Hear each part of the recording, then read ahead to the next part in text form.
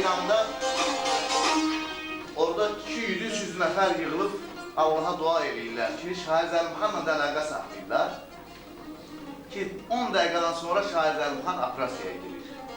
Özünlə də danışırlar. Yəni, həmin vaxtı yazılan şeirində mən oxuduğum.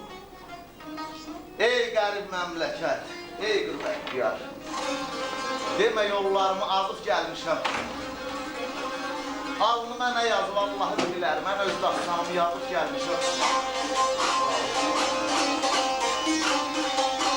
Köküm çiçəklərim, tağım oradadır.